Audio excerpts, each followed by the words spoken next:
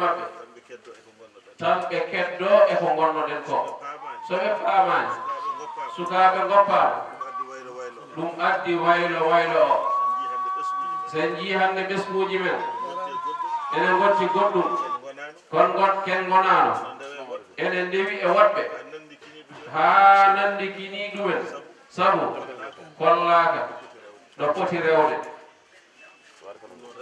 ɗum noon rendo Cheikh Oumar ɗum woni ko jeheten ceerno onon omo yiɗi hikka halwa o fewni omo noddi tagore nde fof yo ar kawra e Cheikh Oumar kala notoyaɗo ko Cheikh Oumar ɓuri handude hen kamɓe nototenoɓe ɓe e nototonoɓe ɓe fof yo en kawroy halwar kawro yen toon e Cheikh Oumar omo yiɗi noon ziyara Louga hikka o kala mo Allah newnani yo ar ɗon o hollita en holko woni halwar holko golla toon holko ubbitani en ɗon holko wirnitani en so immima neɗɗo ɗo wawno wonde fof immodo e makko jaaden e makko halwar kala ko dillata no ceerno Bara wiiri joni ni dillini ɗum ko joom halwar ɗum woni koyɗe men min jiibi jona fof min beltima hay sinno ko tanum nulaɗo Allah o tan min kawruno fof timmi min beltima ceerno Bara ko Cheikh Oumar Alhaji Sall ko Cheikh Oumar ceerno Hamidou Sy ko Cheikh Oumar kala jiiɗoɓe kala jokkiɗo e maɓɓe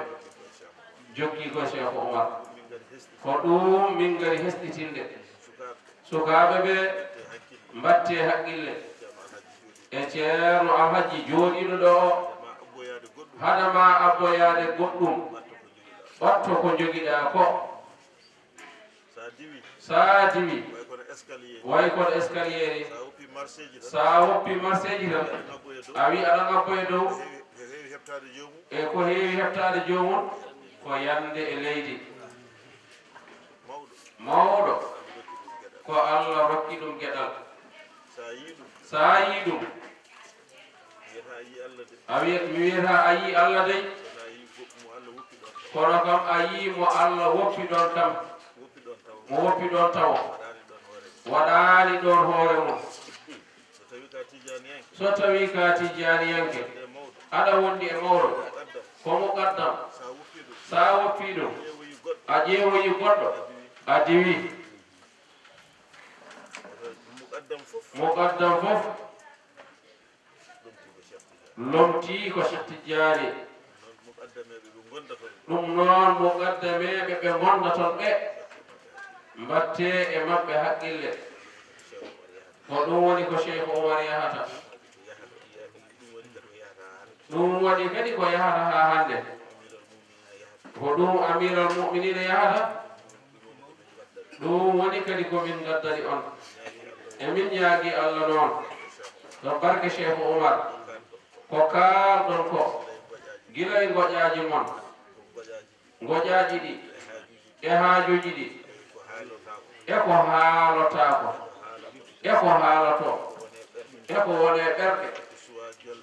e ko suwa jolde e ɓerɗe fof ma joloy hade mun jolde yo taw Allah humti fof yo Allah suur en yo Allah dandu en yo Allah hisnu en yo Allah moƴƴu e men yo Allah rokku en barke Cheikh Oumar yo Allah suur en yo Allah dandu en yo Allah hisnu en yo Allah moƴƴu e men yo Allah rokku en barke Cheikh Oumar yo Allah suur en yo Allah dandu en yo Allah hisno en yo Allah moƴƴu e men yo Allah rokku en barke Cheikh Omar sa suurima fof feewi so Allah dandima hay hunde heɓanima hay hunde mankanima so Allah moƴƴi e ma a yiyata hay hunde hankadi yo Allah rokku en barke Cheikh Omar sa dañi barke Cheikh Omar a dañi barke a suurima a daɗi a barkini yo Allah rokku en barke Cheikh Omar ko mbiɗon juulgol ngol so tawi on defi gaddon min meeɗa heen so min juuli min jawta min mbasa tardude e faɓɓe ɓe tawa koye naange wona kadi ene waɗa jomum en lor joni sarifaɓe ɓe ɓe du'ono en o wi joni sari mo dokkuɗen haday o ko kanko du'oto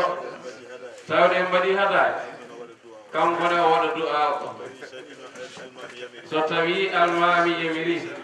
e Sharif Abba soɓe jamiri Sharif Moustapha o du'ono en allahumma salli ala muhammadin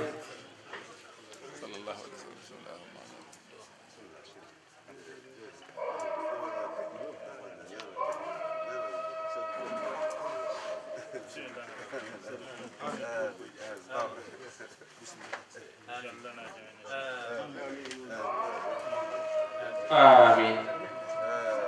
آمين غنيدن حاجوج من فوف آمين آمين